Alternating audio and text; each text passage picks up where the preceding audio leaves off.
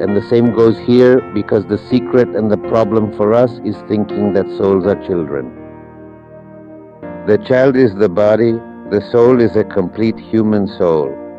Yes, that's what I was saying. Of course, they can be saved, just like there are so many who can be saved, but they die attached to earthly things, and they are saved, but that's where purgatory comes in. God's rights over them have been violated. Well, if you like, we can make that expression much clearer for you right now, just to be sure. So, as we were just saying, souls do not truly grow in the same way we are accustomed to seeing physical bodies grow and develop. Souls truly grow, not in size, but in what specific ways do they actually grow and develop? In goodness or in wickedness? In that they do grow. Even Jesus himself, the gospel says he grew in wisdom, age, and grace before God and before men.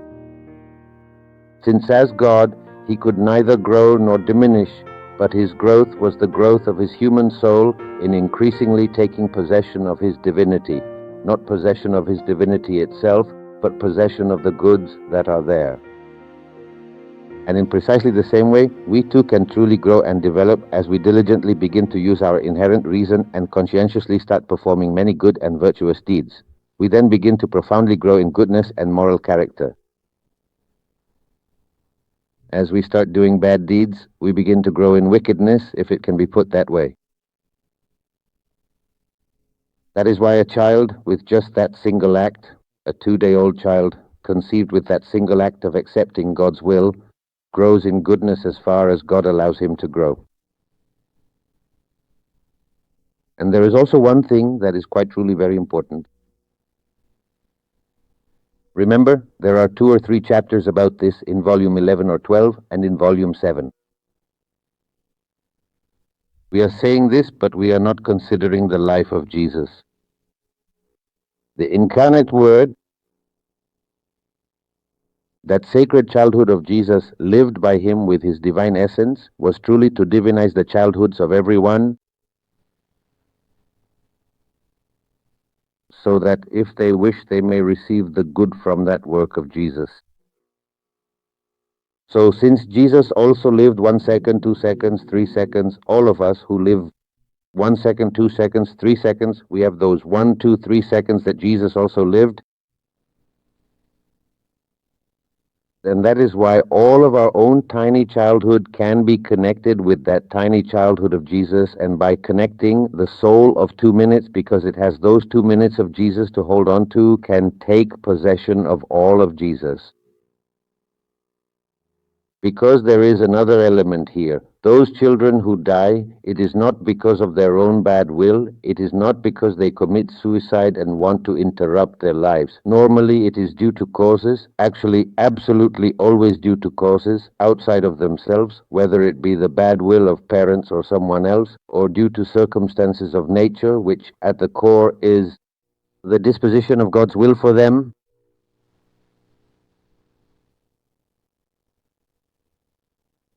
So,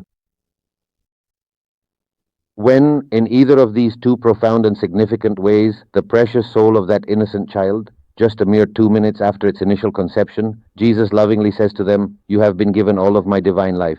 It is absolutely not your fault. It is certainly not your bad will or malicious intent that truly prevents you from fully living your life to its utmost potential. It is the circumstances, my will, or the bad will of others. Do you accept?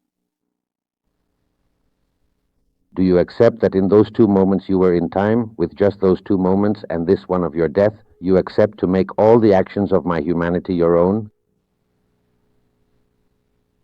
as you and I? That is the absolute moment of truth for everyone, because I repeat to you this phrase, a moment of truth encompasses everything. In that moment of truth, the child sees this, all of Jesus' humanity and his entire life, which is being offered to him. Regardless of the fact that since the child doesn't have a watch, he doesn't know if it's been 2 days or 3 months. We only know that once we become aware and can reason, and we've had our birthday parties, But before that, that child doesn't have our kind of thoughts either. 1 hour, 2 hours, what does that even mean? He simply finds himself in that moment of truth where God's entire plan for him is revealed, along with everything Jesus did and all the maternal love of the Blessed Virgin. So it's not a simple, straightforward judgment of a definitive yes or a conclusive no, this particular option or that specific alternative, especially in that crucial, pivotal moment of truth and decision-making. A child is presented in just 2 moments with the whole truth of life that we, with our reason, have barely been able to discover over time. Since we are not yet at the point of death, we have not had that moment of truth. That moment of truth has been stretched out over the course of our lives, and act after act, we have been adhering to the truth as we come to know it, or rejecting it, playing that game throughout the years.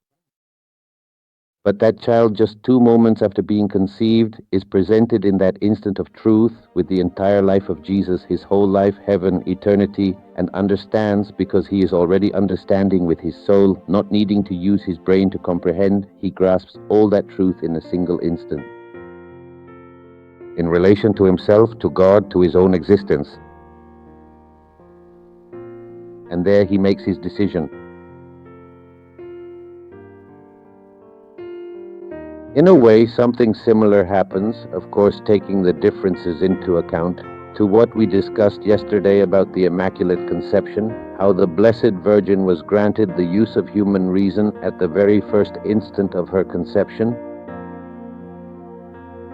not because she was going to die, but it works out more or less like that. If after 2 or 3 seconds, someone who is not immaculate in their conception, like everyone else, is about to die, they are given that moment of truth.